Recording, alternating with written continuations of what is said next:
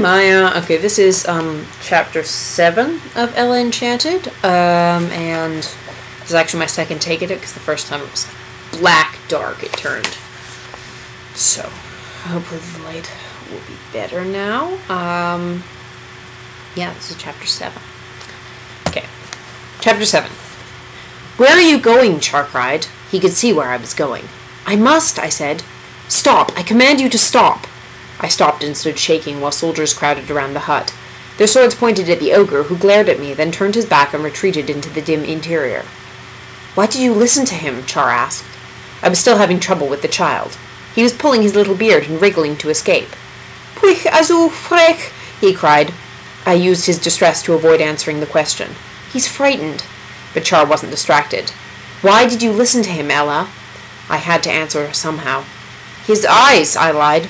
"Something about them. I had to do what he wanted." "Have they found a new way to bewitch us?" Char sounded alarmed. "I must tell my father." The gnome child wailed, thrashing at the air. I wondered if the parrot's words might soothe him. I spoke them, hoping they weren't an insult. "Futhkor evtug burse irth yamadboch evtug burse." The child's face cleared, and he smiled, showing pearly baby teeth. "Futhkor evtug burse irth yamadboch evtug burse," he repeated. There was a dimple in the folds of wrinkles and baby fat. I put him down, and he took my hand and Char's. "His parents must be worried," I said. I didn't know how to ask him where they were, and he was probably too young to answer. They weren't by the ferocious beasts or by the grazing animals. At last we spied an ancient female gnome sitting on the ground near the pond. Her head was between her knees, an image of defeat. Other gnomes searched the reeds and hedges or questioned passer-by. "Frechram!" the little gnome cried, pulling at Char and me. The old gnome looked up, her face wet with tears. "Zulf!" She grabbed him in a tight hug and covered his face and beard with kisses. Then she peered at us and recognized Char. "Highness, thank you for the return of my grandson." Char coughed an embarrassed sound. "We're glad to bring him back, madam," he said. "He was almost an ogre's lunch." "Char, Prince Charmant saved him," I said, "and saved me too." "You have the gratitude of the gnomes." The gnome bowed her head. "I am Zataf." Hardly taller than I, she was much wider, not stout, but wide, which is the direction gnomes grow after they reach adulthood. She was the most dignified personage I had ever seen, and the oldest, except for Mandy, probably. Her wrinkles had wrinkles, small folds and deeper folds of leathery skin. Her eyes were deep-set, and their copper color was clouded. I curtsied and wobbled. "I'm Ella," I said. More gnomes came, and we were surrounded. "How did you persuade him to come with you?" Zataf asked. "He would not go with most humans." "Ella spoke to him," Char said, sounding proud of me. "What did you say?" I hesitated. It was one thing to imitate parrots for Simon, or to speak to a baby. It was another to sound like a fool in front of this stately lady. "Futhkor evtug burse irth yamadboch evtug burse," I said finally. "No wonder he came with you," Zataf said. "Frech!" Zulf cried joyously. He squirmed in her arms. A younger gnome woman took the child. "Where did you learn to speak gnomic?" she asked. "I am Zulf's mother." I explained about the parrots. "What did I say to Zulf?" "It is an expression. We say it as a greeting," Zataf said. "In Kyrian it is, 'Digging is good for the wealth and good for the health.'" She held out her hand to me. "Zulf is not the only one you will save. I see it." What else could she see? Mandy had said a few gnomes could tell the future. "Can you see what's ahead for me?" "Gnomes do not see detail. What you will wear tomorrow, what you will say, are mysteries. I see outlines only." "What are they?" "Danger. A quest. 3 figures. They are close to you, but they are not your friends." She let my hand go. "Beware of them." On our way out of the menagerie, Char said, "Tonight I shall triple the guard around the ogres, and soon I shall catch a centaur and give it to you." Dame Olga was punctual. She and her daughters watched while my trunk and barrel of tonic were loaded on top of the coach. Father was there to see me off, and Mandy stood at a distance. "How few things you have," Hattie told me. Dame Olga agreed. "Elga is not..." "Elga?" "Ella?" "Ella is not outfitted in accordance with her station, Sir Peter. My girls have 8 trunks between them." "Hattie has 5.5 trunks, Mother, and I have only..." Olive stopped, speaking to count on her fingers. "Less, I have less, and it's not fair." Father cut in smoothly. "It's most kind of you to take Ella with you, Dame Olga. I only hope she won't be a bother." "Oh, she won't bother me, Sir P. I'm not going." Father winced at the abbreviation. J. Mulga continued. With a coachman and 2 footmen, they'll be safe from everything except ogres, and from ogres I could offer little protection. Besides, they'll have more fun without their old mother.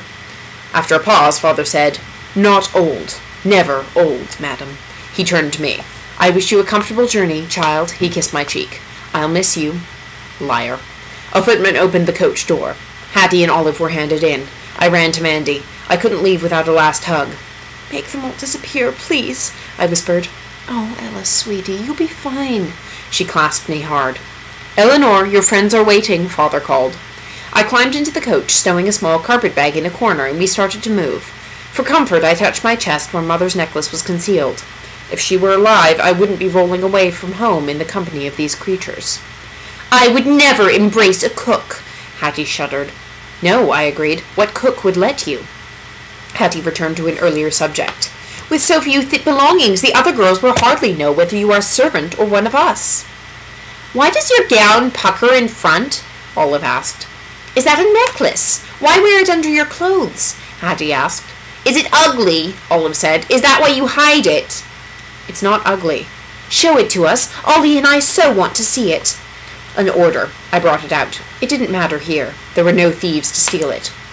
Oh, Olive said, it's even nicer than Mama's best chain. No one would think you were a servant with that. It's very fine, although it's much too long for you. Hattie fingered the silver ropes. Olive, see how milky the pearls are.